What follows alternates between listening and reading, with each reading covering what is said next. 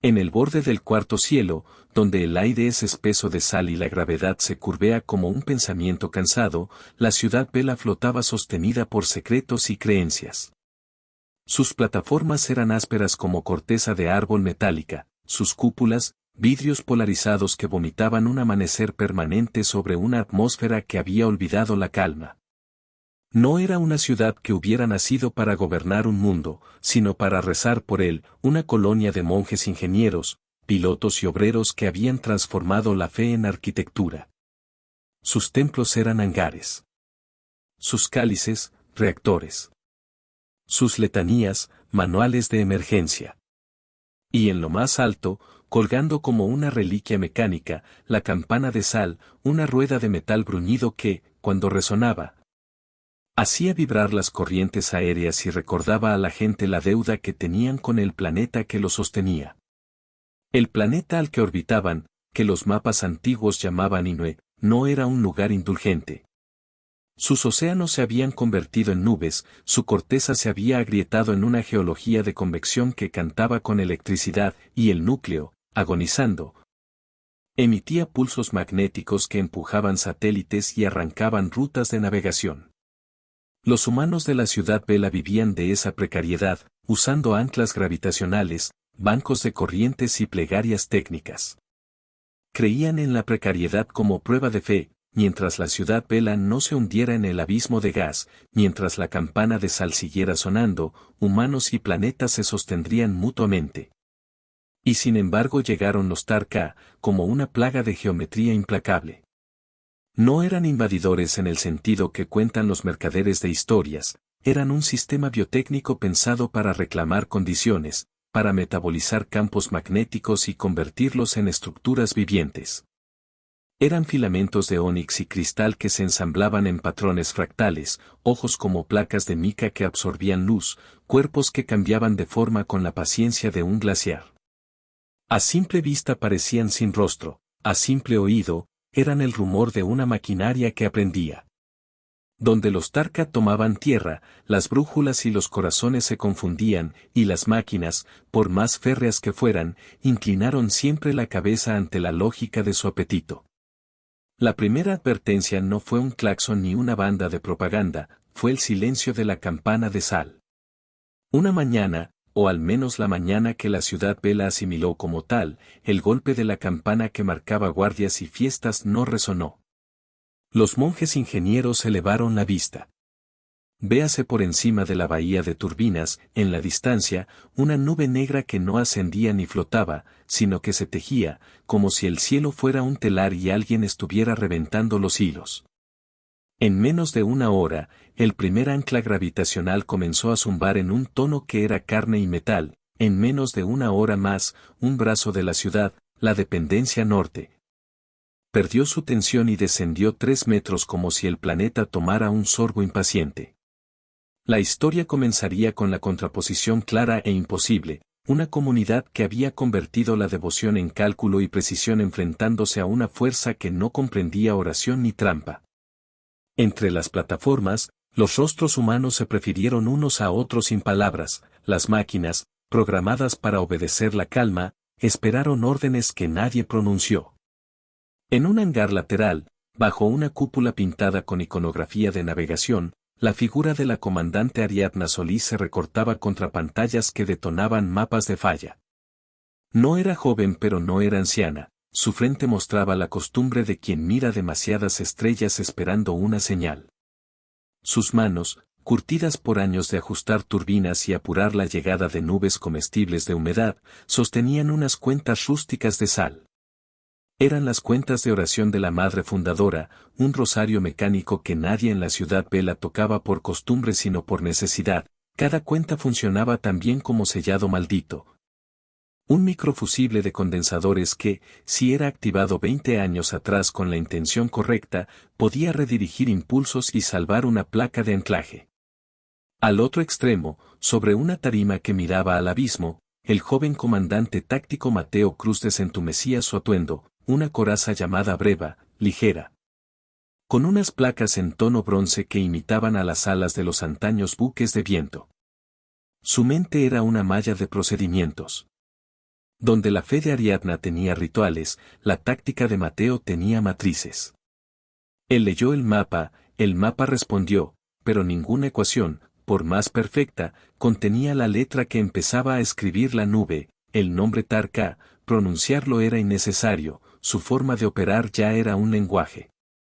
El descubrimiento mayor fue, sin embargo, un símbolo menos técnico, el niño Santiago, hijo de la jefa de mantenimiento, que llevaba pegado al casco un dibujo con plastilina y tinta que representaba la ciudad como una gran vela en alto. Nadie recordaba quién se lo había dado, solo que el dibujo sobrevivió el primer corte de corriente.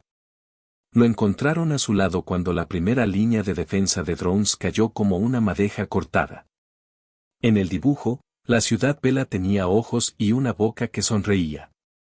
Los ancianos dijeron que aquello no era simbólico, era peligro. Los jóvenes dijeron que representaba esperanza.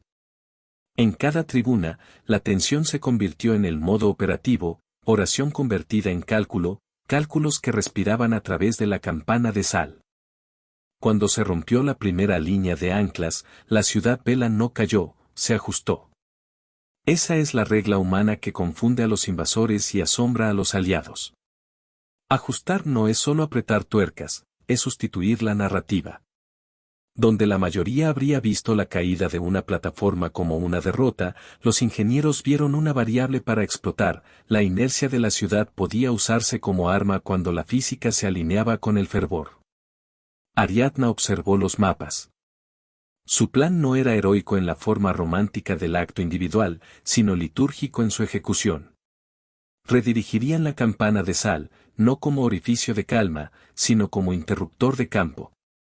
Las cuentas de sal, además de su valor simbólico, contenían microcondenadores de cristal salino que, al ser alineados en una secuencia, generaban una moduladora que podía interferir con las fibras paramagnéticas de los Tarka. No era la primera vez que alguien convertía una reliquia en herramienta, la ciudad vela tenía una larga tradición de alquimia aplicada. Pero para ejecutar eso se necesitaba precisión, y la precisión era la especialidad de Mateo Cruz. Mateo no adoraba la campana, pero conocía su patrón. Él planificó un corredor de bombas vibratorias, discos que sacuden la estructura magnética del Tarka, que, al activarse en sincronía con la campana, generarían un pulso amortiguante. Los materiales no existían en las cantidades necesarias, la improvisación sería total.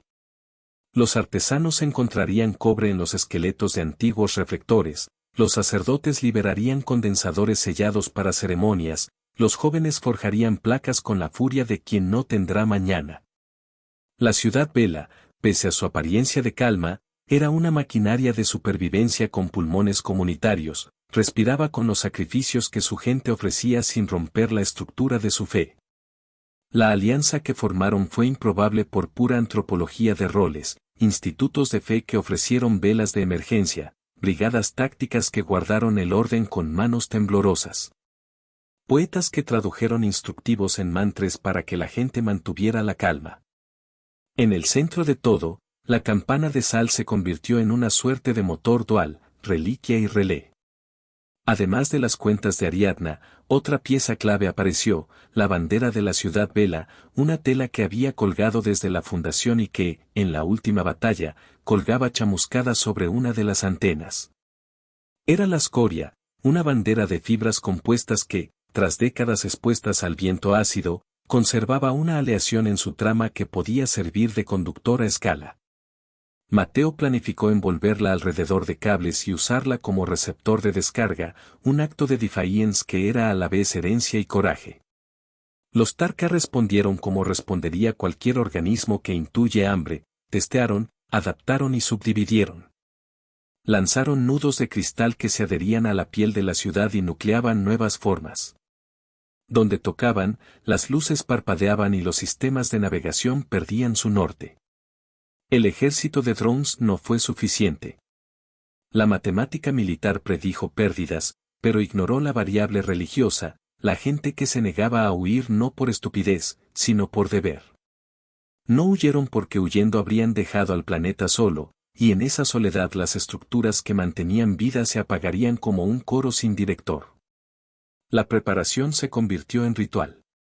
Las tropas de Mateo practicaron el patrón de activación en cámaras sumergidas y en simuladores, las manos de los monjes repitieron las cuentas hasta que el movimiento se volvió automático. Santiago, con su dibujo pegado al casco, fue designado para llevar la bandera chamuscada al corazón del corral de antenas. Era una tarea logística que, por la costumbre humana de dar nombre a todo sacrificio, adquirió un carácter simbólico. El niño caminaría por el trayecto que muchas veces fue descrito en relatos como el más peligroso, y su paso sería un puente entre lo que la ciudad era y lo que estaba dispuesta a hacer. Dentro de esta preparación emergió también el rasgo que haría recordar a la colonia mucho después: el genio táctico de Mateo no se limitaba a la matemática de explosivos.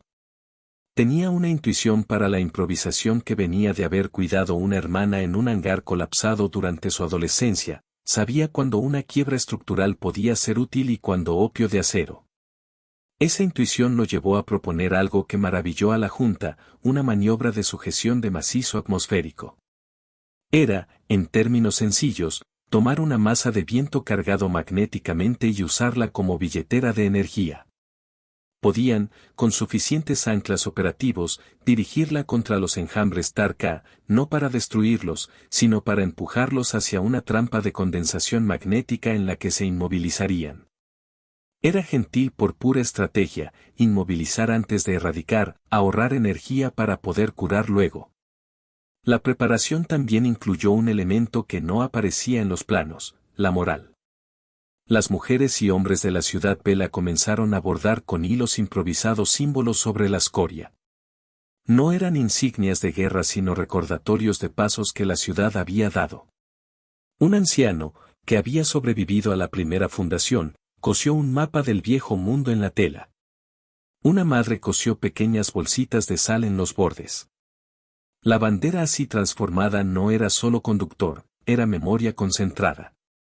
La combinación de técnica y memoria fue el diseño de la táctica. La fe no era un lastre, sino una matriz que daba sentido a cada cable. La primera noche de combate no fue una noche, fue una sucesión de amaneceres forzados. Los Tar-K llegaron en oleadas compuestas por fragmentos que se plegaban y desplegaban con una paciencia animal. Cada vez que una ola parecía vencida, otra aparecía con una geometría distinta.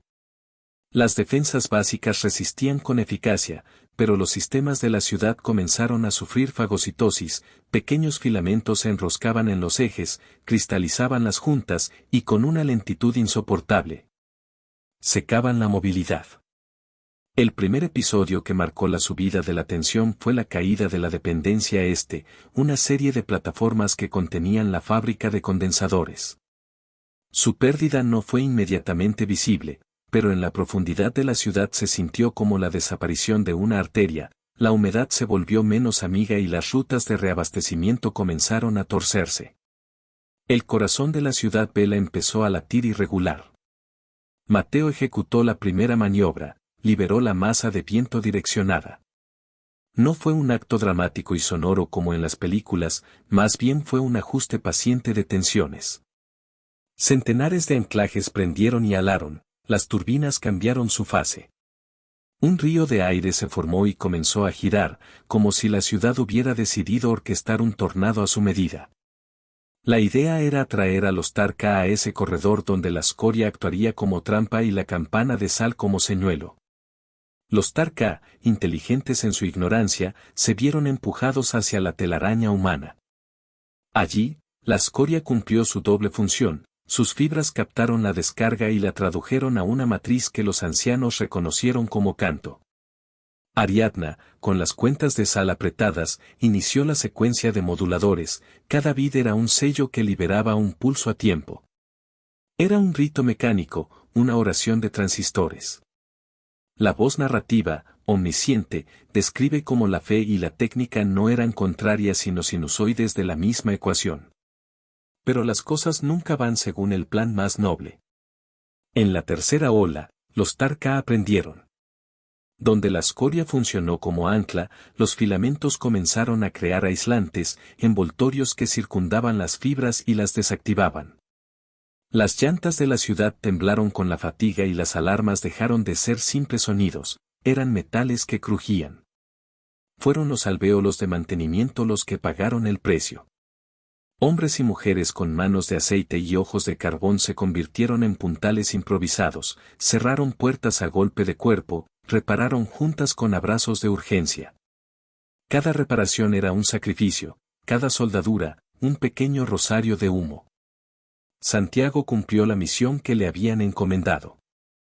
Con la bandera chamuscada envuelta en su brazo, saltó de una pasarela a otra, esquivando filamentos que intentaban pegarse a su casco. Su casco, marcadamente adornado por un dibujo infantil, recibió un impacto que lo dejó con un ojo empañado. El niño persistió, porque la persistencia en la ciudad vela no era obstinación vacía sino contrato ético. En un momento del ascenso, se detuvo sin que nadie lo hubiera ordenado y, con la bandera desplegada que parecía una pequeña vela contra el viento, hizo una señal elemental al cielo, no un gesto político, sino una ofrenda corporal. Sus pies se clavaron en la estructura y sus manos sujetaron la escoria como si fuera un timón. Las pérdidas se acumularon. El número de heridos subió. Las brigadas médicas trabajaron en salas improvisadas, usando velas y condensadores como soporte vital. Se formaron dos bandos cotidianos, los que administraban la técnica y los que sostenían la memoria. Pero esa división era aparente, ambos bandos compartían algo inmutable, la claridad de por qué luchaban. No lo hacían por un reino o por un contrato, lo hacían por el planeta. Ese por el planeta era tan vago que necesitaba símbolos, y los símbolos eran los que mantenían a la gente erguida, la campana de sal, las cuentas, la escoria y el dibujo del niño. La táctica de Mateo, sin embargo, comenzaba a mostrar una grieta de la que nunca habló abiertamente. La maniobra de sujeción de macizo atmosférico exigía más energía de la que podían sostener. Si liberaban todo y lo dirigían contra los Tar-K, arriesgaban la pérdida de sistemas esenciales. Si no lo hacían, la ciudad sería desmembrada por etapas. Se trataba de elegir entre la reducción de la amenaza hoy o la supervivencia técnica mañana. Como toda buena táctica, no era puramente matemática, era moral. En el momento en que estos dilemas alcanzaron su punto de ebullición, ocurrió algo inesperado. Los Tar-K cambiaron su estrategia por completo. En lugar de atacar con olas que podían ser atrapadas por una escoria, desplegaron un núcleo cristalino que se clavó en la atmósfera como una aguja. Era un corazón de mineral que pulsaba con campos que extravagaban las coordenadas de navegación.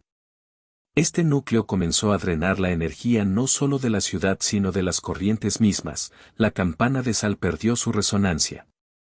Fue la primera vez que la fe humana debió aceptar que su símbolo podía fallar. En la noche que siguió, mientras la ciudad trabajaba con fervor casi religioso para mantener la estructura, Mateo evaluó con números fríos. Para neutralizar ese núcleo necesitaban una fuente de energía que superara su extracción. Esa fuente solo existía en la lectura de los ancianos, en el reactor central de la ciudad Vela, un núcleo de fusión que había sido pactado con sacrificios en los primeros años. Era un artefacto que se había prometido no utilizar salvo en caso de extinción. Su activación implicaría la liberación de una radiación de reescalado que vendría a cambiar la geodinámica del planeta. Usarlo podría salvar a la ciudad, pero a costa de modificar para siempre la corteza de Inoue. Era, en términos humanos más sencillos, una decisión de sacrificio. Ariadna sintió el peso de esa elección como si fuera un puño sobre el pecho. La comunidad, que había adecuado su espiritualidad a la técnica, debía ahora escuchar a la fe con la dureza de quien toma una bisturí. En secretas reuniones realizadas en capillas laboratorio, los líderes discutieron lo impensable, redirigir la energía del reactor central hacia el núcleo Tar-K para sobrecargarlo y vitrificar su estructura. Vitrificar no significaba destruir, significaba convertir su biopolímero magnético en vidrio inmóvil, algo que el Tar-K no podría metabolizar. Pero la vitrificación conllevaría un pulso que liberaría calor suficiente para alterar la corteza, un ajuste que podía dejar al planeta con una nueva geología y menos recursos para generaciones próximas. La dimensión humana del conflicto apareció en pequeños actos, cartas que se quemaban para no dejar evidencia, ancianos que bendecían las manos de los técnicos, madres que entregaban a sus hijos cinturones de sal. Un sacerdote que dejó su anillo en el puente principal antes de ir a soldar una junta. La preparación para un sacrificio no fue una suma de instrucciones sino una colección de gestos. El humo que salía de las salas de cirugía olía a sal y hierro, las canciones de esperanza se volvieron instrucciones rítmicas que ayudaban a concentrar la atención de quienes soldaban. La decisión se tomó sin fanfarrias, la comunidad votó con los cuerpos. No fue la clase dirigente la que se reunió en secretas cámaras, fue la masa que, en asambleas improvisadas, decidió que no abandonaría el planeta. La votación fue silenciosa, porque las palabras en esos instantes eran una forma de perder energía. Se trató de la aceptación colectiva de que el precio sería alto y que, aún pagando, el deber los llamaba. El plan final era una sinfonía de sacrificios. Mateo diseñó el patrón, iniciar la sobrecarga del reactor central, sincronizar la campana de sal como modulador de fase y usar la escoria como receptor último para dirigir el pulso hacia el núcleo TAR-K. Pero había un problema técnico y humano, la sobrecarga, para ser eficiente, exigía una sincronía absoluta y la manipulación de interruptores que estaban repartidos en 3 plataformas distintas. Una de ellas ahora controlada por TAR-K. Eso implicaba que alguien debía entrar físicamente donde la lógica no se aplicaba y manipular la maquinaria a mano, exponiéndose al contacto directo con la criatura. Era, en términos claros, una misión de ejecución suicida. Ariadna no fue voluntaria en el sentido melodramático, fue elegida por su antigua costumbre de mezclar fe y precisión. Ella comprendió que su rol no era sacrificar su vida por la retórica, sino convertir su acción en una garantía técnica. Su cuerpo portaría las cuentas de sal y su nombre sería el algoritmo que permitiría a la campana sincronizarse. Los ancianos llamaron a la maniobra la campana de la última marea. Santiago, todavía con su dibujo en el casco, se negó a quedarse a un lado. Quiso acompañar a la expedición para llevar la escoria al receptor final.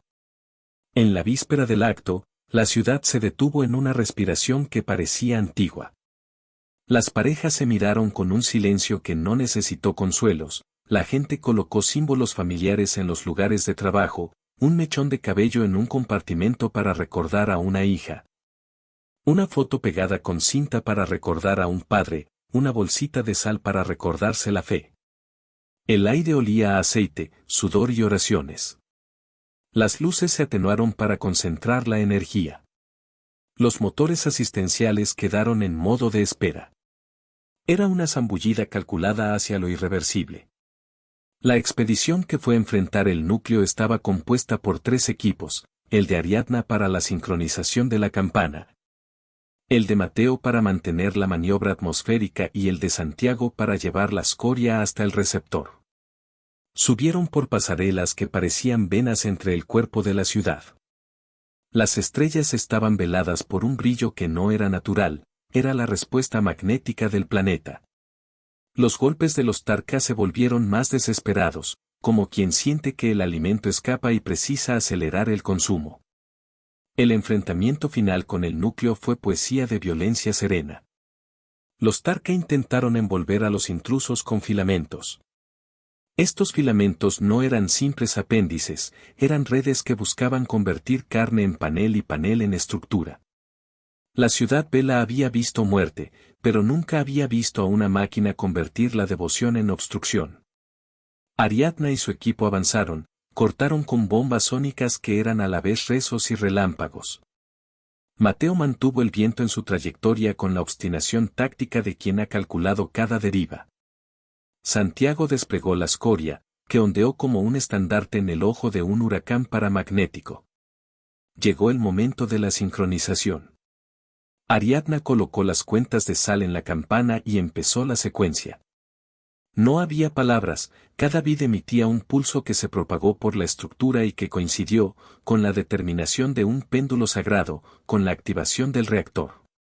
La campana no volvió a sonar como antes, su timbre se transformó en una franja de espectro que la cámara, omnisciente, describió como una luz que modula y que adquiere la forma de una red. Mateo forzó la trayectoria atmosférica, curvando la masa de viento en un arco que actuaría como guía. Santiago, con la escoria en la mano, se paró frente al receptor y, por un instante que la historia guardó como latente, la tela pareció absorber la radiación del planeta como si fuera una lengua. Entonces ocurrió lo que la narrativa hace especial, la cristalización. El núcleo Tar-K, sobrecargado por el pulso, no se quebró, se vitrificó en el acto. Sus filamentos quedaron inmóviles, brillando como vidrio bruñido. Las otras formas Tar-K, cercanas, se encontraron con una estructura que no podían metabolizar. En la reacción transitoria, un halo de calor cruzó la atmósfera. El pulso del reactor, sin embargo, no fue completamente contenido por la escoria, parte de su energía rebotó en la corteza de Inoue. Se produjo un sacudimiento tectónico que abrió una nueva grieta en el hemisferio sur, fumarolas de gas, columnas de magma reducido, cambios que no serían temporales. El precio se cobró con nombres y número. La expedición no regresó intacta. Ariadna quedó en el receptor final, su cuerpo uniendo la campana con la escoria, su mano apretó las cuentas hasta que se tornaron polvo.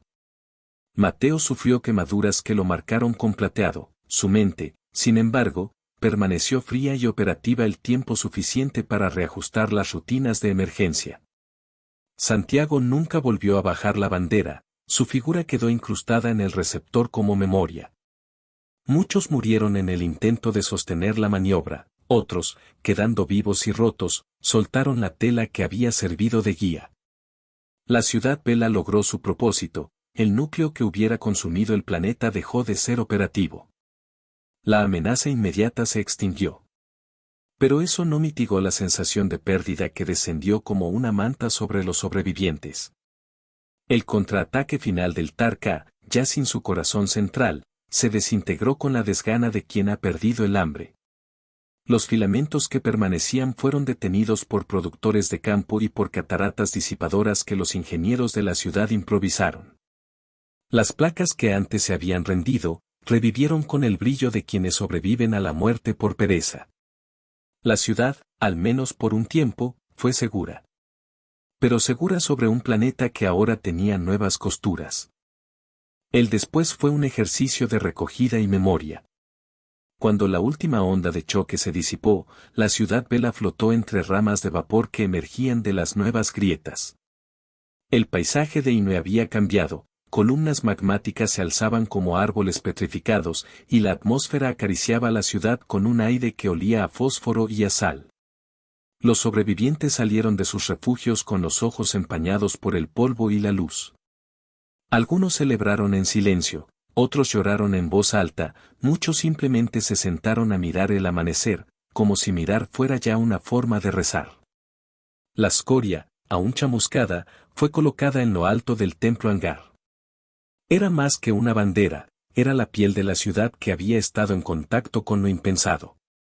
El dibujo pegado al casco de Santiago, que ahora colgaba en el receptor como ofrenda, fue enmarcado y puesto en la sala principal.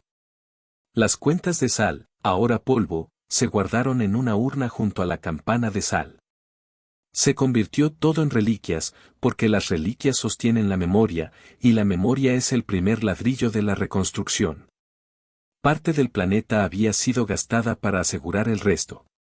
La grieta en el hemisferio sur abriría recursos pero también dificultades, nuevas fumarolas, nuevas corrientes cambiantes, climas que se volverían menos previsibles. La ciudad Vela había ganado el derecho a permanecer, pero perdió la inocencia de creer que la estabilidad podía ser eterna. El sacrificio había sido un ajuste de balance, salvar la mayoría a costa de transformar las reglas del juego. La decisión moral no era universalmente aprobada, hubo quienes opusieron su juicio. Pero la historia, con su estilete imparcial, reconoció que la elección fue una forma de definición humana, cuando se exige elegir entre la supervivencia inmediata y la preservación a largo plazo. La humanidad elige siendo humana. En el repaso de daños, emergieron figuras que la ciudad no conocía bien. La figura de Madre Isel fue celebrada como la que había enseñado a unir fe con ciencia, su manera de hilvanar cuentas y circuitos había sido pieza clave en la sincronización. Los jóvenes, que habían cosido la escoria, fueron considerados custodios de una memoria que no sería merecida solo por los mayores. Mateo, con su rostro marcado por el fuego y las ecuaciones, fue leído como la encarnación de la táctica que había salvado el día, aunque su nombre también llevaría el peso de las vidas perdidas. Las escenas de recuperación fueron lentas y metódicas. Los ingenieros trabajaron en la reparación de anclas y en la consolidación de nuevas plataformas. Las brigadas médicas siguieron semanas regadas con sal y cantos de sanación. Los niños volvieron a jugar cerca de los bordes, aunque con la vigilancia de parientes que habían visto lo que la ciudad era capaz de perder. Las generaciones se reacomodaron el uno al otro. La fe no desapareció, mutó. Las melodías de las oraciones se incorporaron a listas de verificación, los cantos dejaron de ser solo canto y se convirtieron en protocolos de seguridad. El planeta, por su parte, empezó un proceso que sería estudiado por siglos, unos vientos nuevos nacieron alrededor de las grietas, la corteza, herida. Se enrojeció y comenzó a expulsar minerales que antes estaban cautivos. Con los años, esas nuevas fuentes permitieron la reconstrucción con materiales que antes eran escasos. La naturaleza, en su manera peculiar, encontró rutas para adaptar el golpe. Pero la lección quedó, los humanos habían intervenido en la geología, los hijos de Inue vivirían en un mundo que había integrado un acto humano en su composición. La escoria fue convertida en reliquia y en herramienta. De la tela se extrajeron hilos que se integraron a circuitos de protección, parte fue preservada para ceremonias.